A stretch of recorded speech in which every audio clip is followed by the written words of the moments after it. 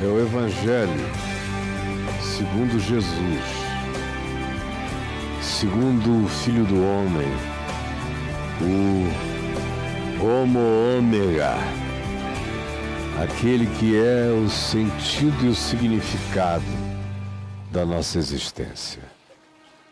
Hoje eu vou ler para nós um texto aqui na carta que Paulo escreveu aos Romanos, no capítulo 9, do verso 30 ao verso 33. Nós estamos sem o gerador de caracteres, caiu uma chuvarada aqui e que criou danos para além da expectativa.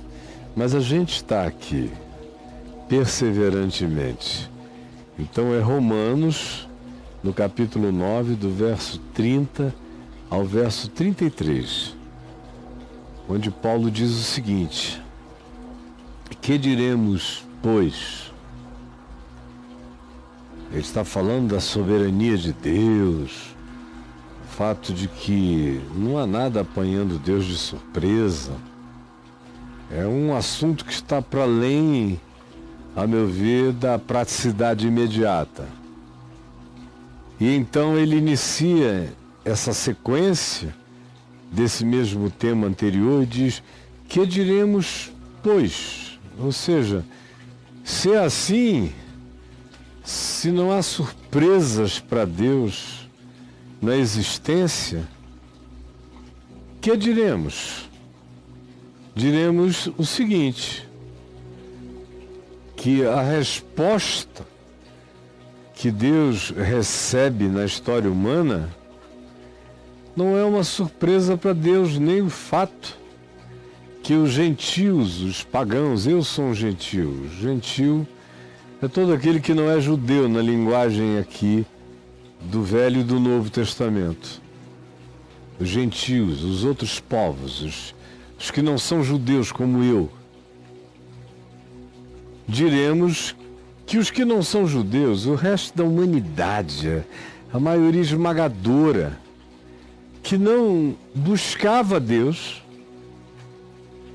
gente que não buscava Deus, que não tinha nenhuma história com a voz soberana, a voz onipotente, a voz reveladora, uma história de promessas contínuas por milênios e milênios.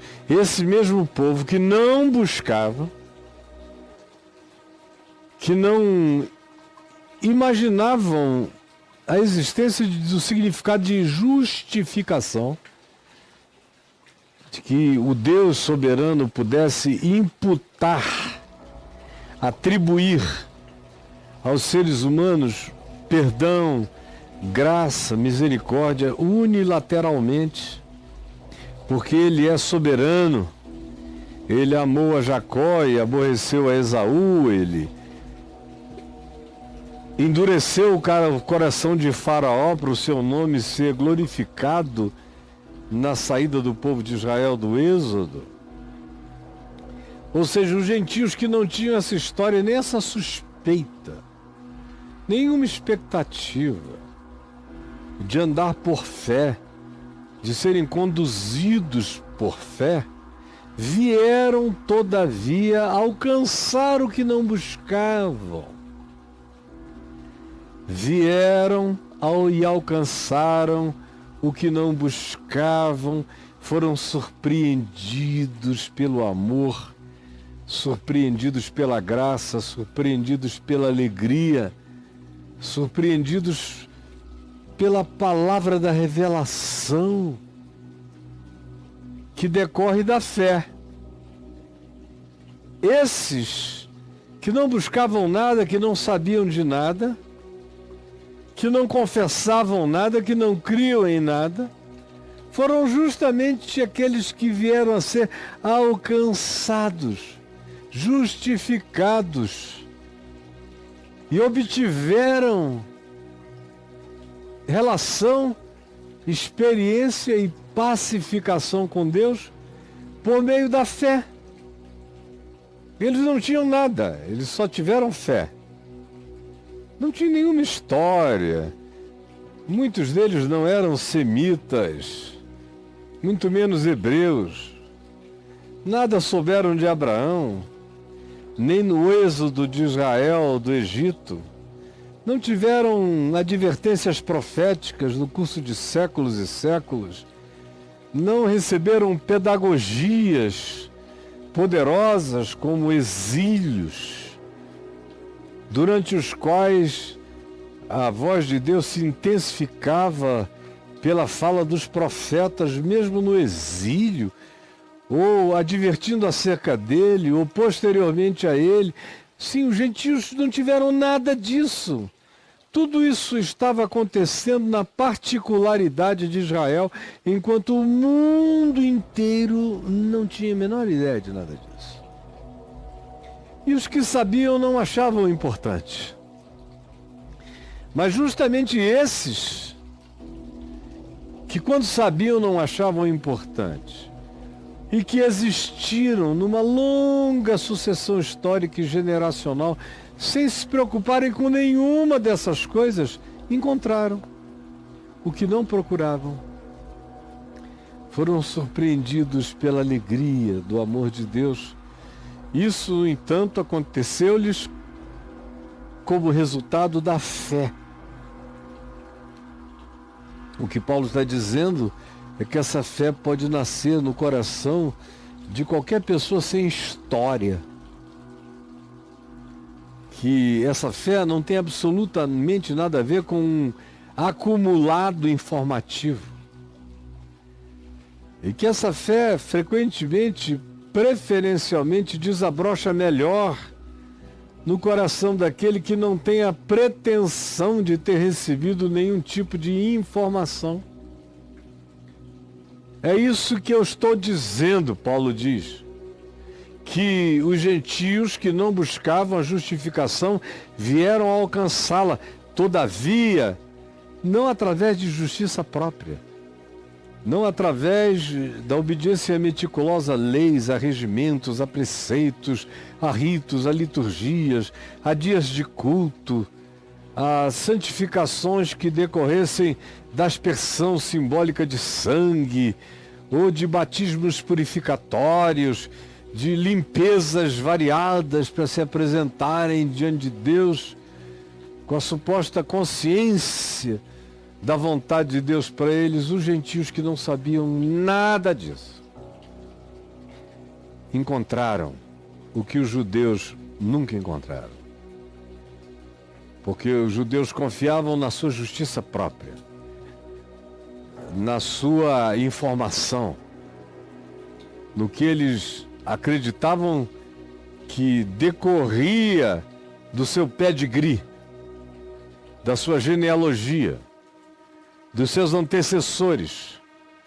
Confiaram tanto na sua história e na eventual relação de Deus com a história deles como povo. Sentiram-se tão especiais, tão diferentes de todos os demais povos da terra, que para eles mereciam ser designados como essas gentes, os gentios, os estranhos à consciência que nós temos. Esses não receberam justificação, mas os que não buscavam, esses pagãos, foram alcançados pela justificação que decorre da fé. Da fé, que vem do nada, que explode como um dom, como uma graça, no coração de qualquer pessoa da terra, do nada. Do nada. O ateu C.S. Lewis diz que nunca chorou, nunca se emocionou, nunca se arrepiou, nunca ficou constrangido diante da presença de Deus, mas foi sendo curvado lenta e gradativamente na sua consciência, até o dia em que ele apenas se dobrou desemocionadamente, olhou para os céus e disse: Deus, Tu és Deus. e blum, pela graça, mediante a fé. Isto não vem de vós, não vem de vós, é dom de Deus, não vem de justiça própria, não vem de jactância de obediência pessoal de natureza alguma, ou de santificação especial de forma alguma, porque é pela graça para que ninguém se jacte, para que ninguém se glorie, para que ninguém diga eu mereço, para que ninguém tenha o que cobrar. Todos pecaram, todos igualmente carecem da glória de Deus, e todos aqueles que são alcançados gratuitamente e unilateralmente em Cristo Jesus, que nos amou primeiro. Israel, no entanto, os religiosos, os que diziam Deus é nossa propriedade, enquanto Deus no início lhes disse, eu vos separei para que sejais propriedade exclusiva de Deus, povo, nação santificada, a verdade e a justiça. Mas eles se tornaram religiosos hipócritas, perversos, cínicos, sem consciência, arrogantes, superiores, nojentos, acerca dos quais Deus diz, vocês são como um aborto, vocês são como uma menstruação arrogante. Vocês são como o esperma do amante se derramando da vagina adúltera. Vocês não se enxergam. Quem me dera alguém fechasse as portas desses lugares que vocês chamam templo e cessassem de vez os sons dos cânticos mentirosos que procedem das suas bocas infames. É o testemunho de Deus em todo o Velho Testamento e através dos profetas. Quem me dera acontecesse isso. Porque Israel, que manifestou isso que Paulo está dizendo o tempo todo, e nos dias de Jesus especialmente, porque foi esse povo de Israel que, na sua suposta tutela de Deus pela religião, pelo templo, pelos mandamentos, pela liturgia, se sentiam os tutores da divindade para o mundo. Foi Israel que endureceu o coração. Israel que buscava a lei de justiça. Praticou isso como justiça própria, como arrogância pessoal. Por isso não chegou a atingir essa lei jamais. Porque se tivesse conhecido o significado dessa lei, não teria caído em hipocrisia, porque saberia que a lei não era mandamento exterior, era um design de caráter, de determinação que só pode crescer e se validar pela prática do amor, e não pelo legalismo, pelo justicismo, pelo judicialismo, pela arrogância, pelo supremacismo perverso. Israel não atingiu. Quem não buscava encontrou. Quem dizia que era tutor, que era inventariante dos tesouros divinos, nunca conheceu a Deus. Que ironia, que gargalhada. É uma grande ironia. Os inventariantes de Deus não conheceram o tesouro. E os que não buscavam nada tropeçaram nos tesouros do reino de Deus, como Jesus disse em parábolas. Quem não buscava encontrou. Tropeçou em cima dessa misericórdia e foi surpreendido pela alegria, enquanto aqueles que na sua presunção achavam que eram os donos disso não atingiram nada. Por quê? É a pergunta que você está fazendo, é a pergunta que Paulo supõe que você faria. Por quê? Porque o que aconteceu com eles, com os religiosos de Israel, não decorreu da fé. Não tinha nada a ver com a fé. Tinha a ver com a jactância de obras. Obras para eles não era amor ao próximo.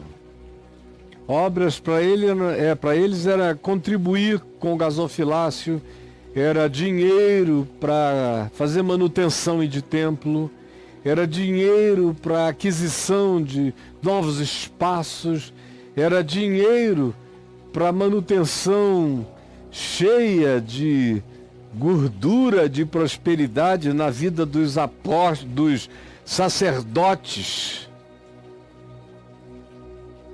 Boas obras para ele não significavam amor, compaixão, não eram o fruto da consciência enternecida pelo amor de Deus na direção do próprio próximo, não.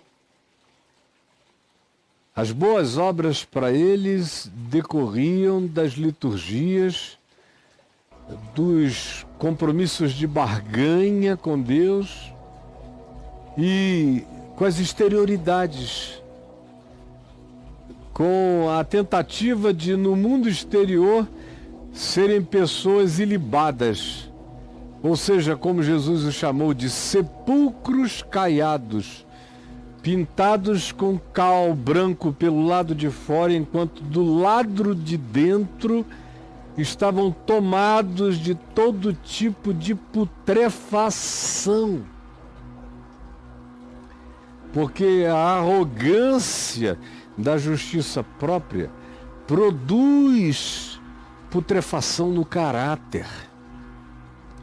Por quê? Porque não decorre da fé. O que justifica o homem é exclusivamente aquilo que decorre de uma apropriação em fé.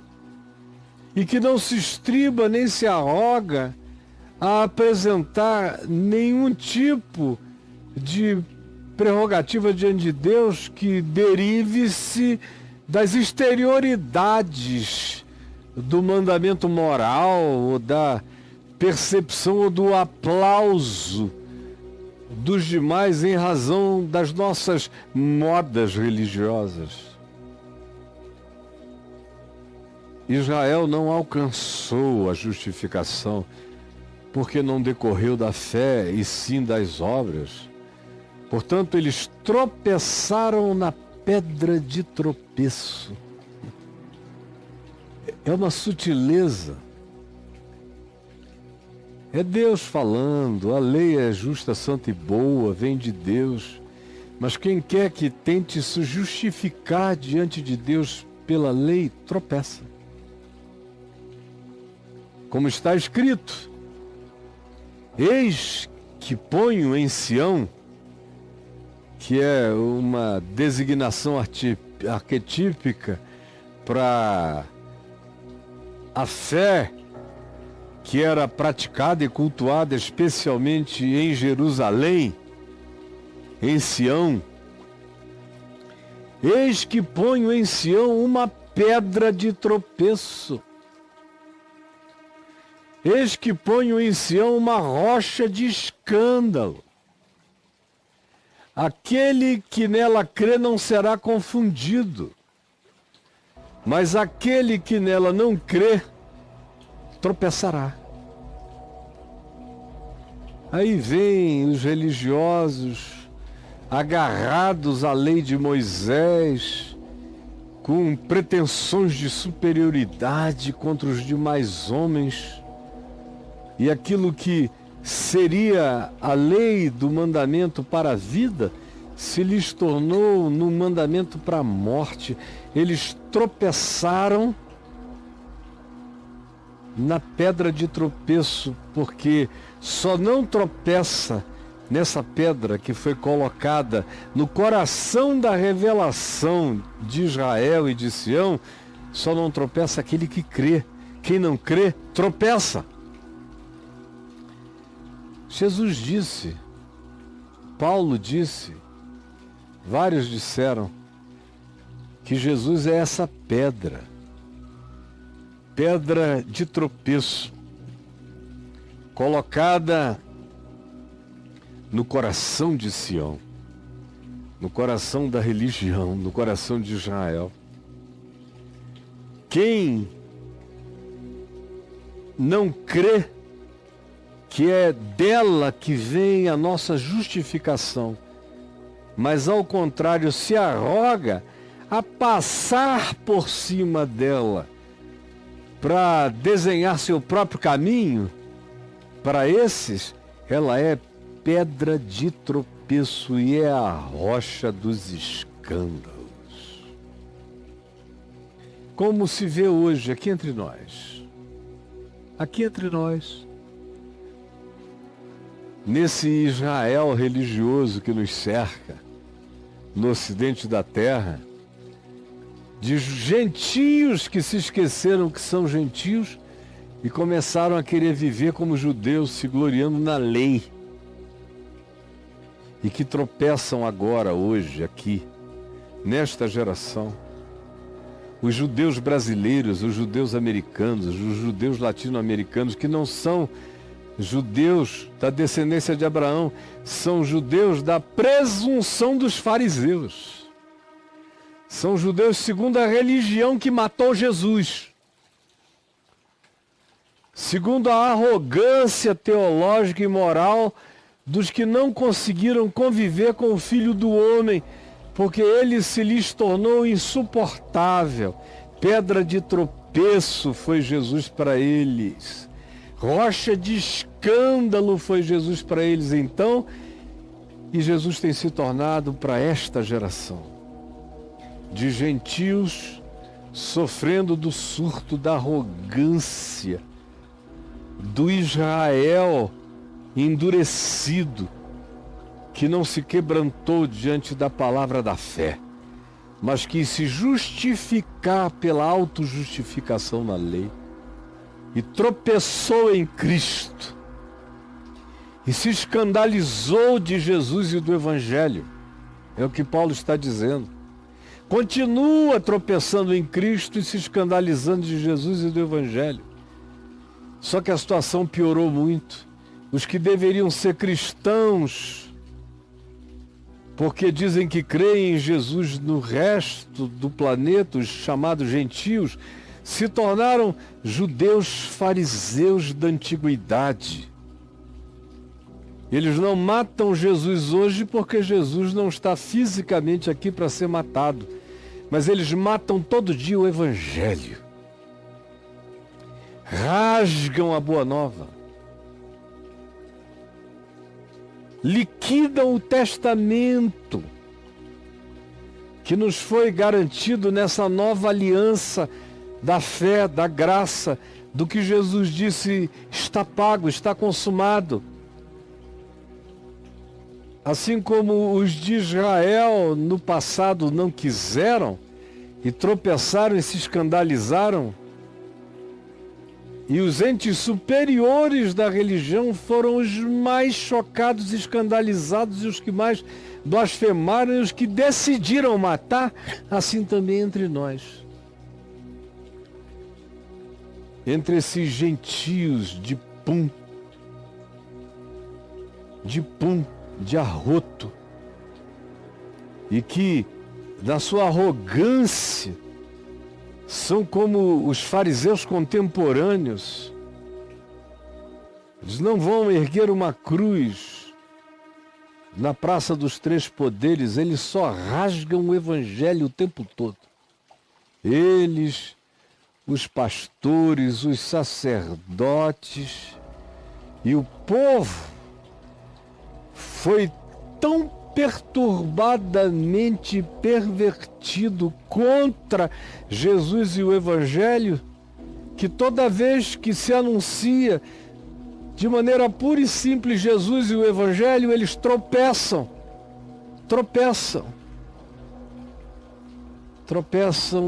na rocha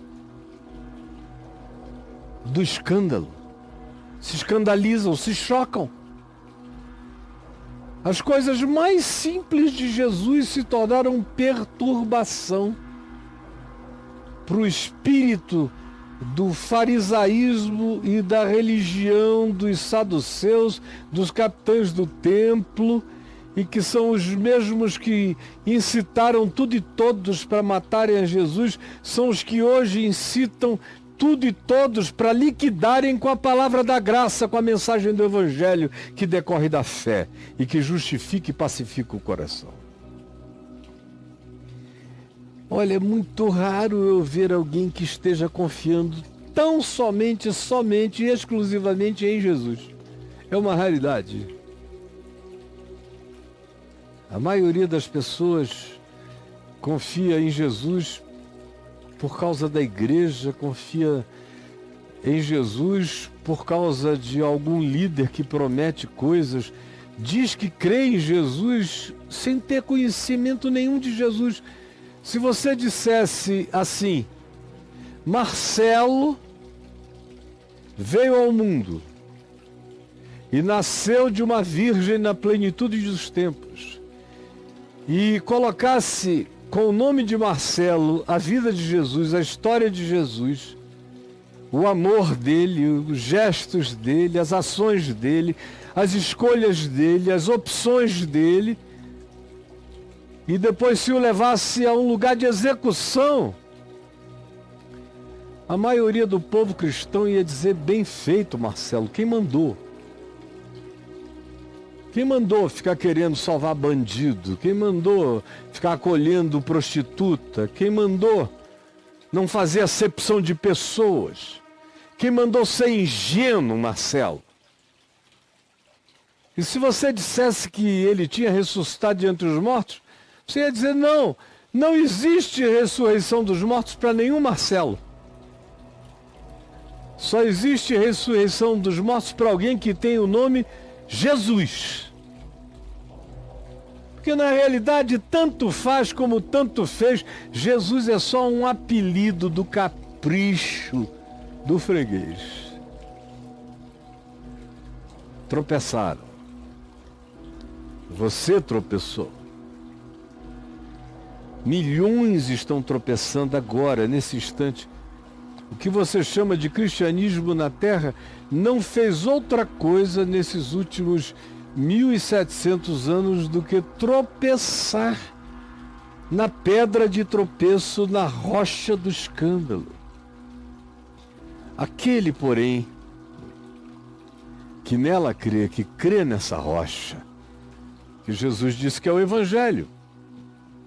Em Mateus, no capítulo 7, ele conclui o chamado Sermão do Monte, dizendo isto.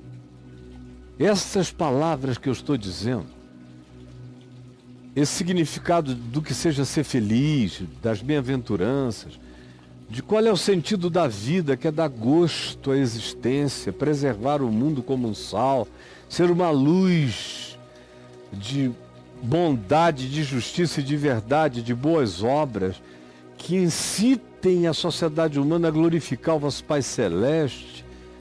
Essas minhas palavras que mandam não se vingar,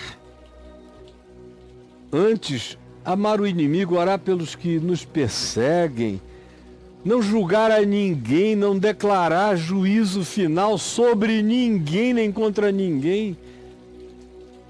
Essas minhas palavras que dizem que o que o Pai quer é sinceridade e não performance religiosa, que manda entrar no quarto e falar com o Pai que está em secreto, ao invés de tocar trombetas de autoproclamação em qualquer lugar público da religião.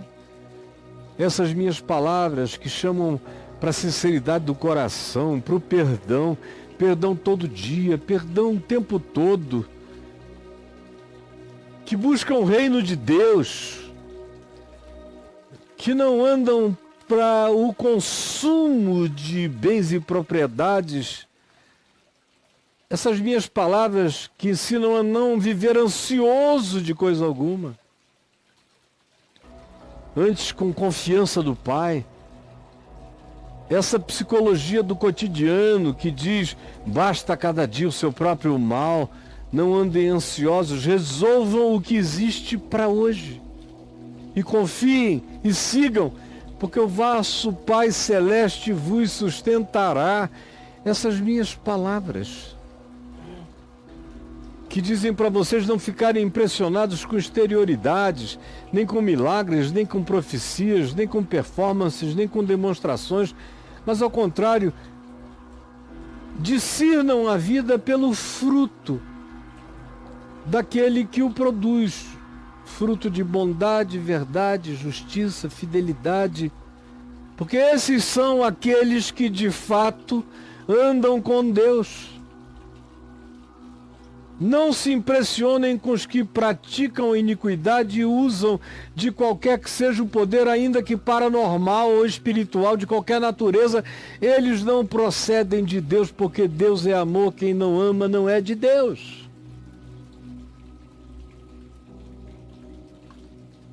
Essas minhas palavras, quem constrói a sua vida sobre essa rocha, é como aquele que botou a sua casa sobre o chão do monolito, da rocha das rochas, e vai encarar e enfrentar tudo que venha na história. Não vai cair, não vai ruir, não irá desabar. Aquele que nela crê não será confundido. Aquele que nela crê não será confundido. Enquanto isso, milhões caminham na jactância de serem o Israel de Deus hoje, odiando, separando o joio do trigo, botando e designando gente para o inferno, escrevendo leis de opressão, achando que Deus ama só os que se parecem com eles, chamando o diabo de meu Senhor, fazendo isso em nome de Jesus, estão tropeçando agora e continuarão tropeçando, e o veredito não é meu. O veredito vem desde os dias do profeta Isaías, foi repetido por Jesus e está aqui proclamado por Paulo. E bem-aventurado aquele que me der ouvidos. Porque o que eu estou ensinando, o diabo se dobra do que eu estou ensinando, os anjos aplaudem, os demônios fogem.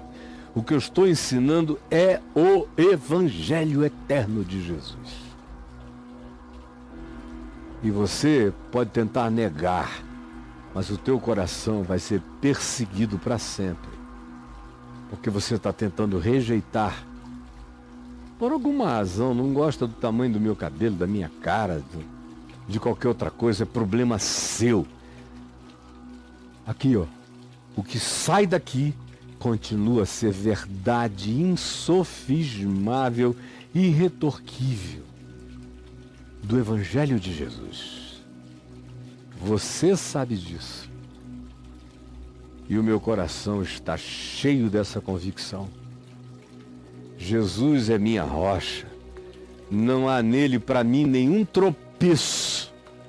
Eu olho para ele e não tem nenhum escândalo. E ele disse, Jesus disse, bem-aventurado é aquele que não encontrar em mim nenhum motivo de escândalo.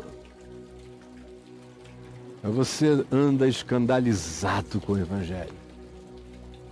Toda vez que você vem aqui e se escandaliza comigo, eu tenho absoluta certeza que você está se escandalizando do Evangelho. Aí você diz, mas que presunção a sua? Não, é uma convicção simples. Nem no céu, nem na terra, nem debaixo da terra há qualquer mente ou inteligência para dizer que o que eu digo a você todo dia aqui não é o Evangelho de Jesus. E você sabe disso. Não é presunção, é certeza de ser habitado por uma verdade que não será mudada. Passará o céu e a terra, essa palavra não passará. E bem-aventurado é aquele que não encontrar em mim, disse Jesus, motivo de tropeço. Bem-aventurado é aquele que não encontrar em mim razão para discordar. Bem-aventurado é aquele que, ao invés de tropeçar, constrói a casa da sua existência sobre o chão dessa palavra que vence o tempo, os séculos, os costumes, as gerações, as revoluções de todas as naturezas e a tecnológica também. Senhor Jesus, eu peço que esta palavra vá e seja enviada para todo lugar, penetre, perturbe, terremote a existência de milhões de pessoas. Eu sei que tu a designaste para prosperar no coração de todo aquele que crê, como a designaste para ser espada e juízo no coração de todo aquele que dela se escandaliza ou contra ela se levante. Eu peço que tu faças assim, eu sei que assim está sendo feito, em nome de Jesus. Amém, amém.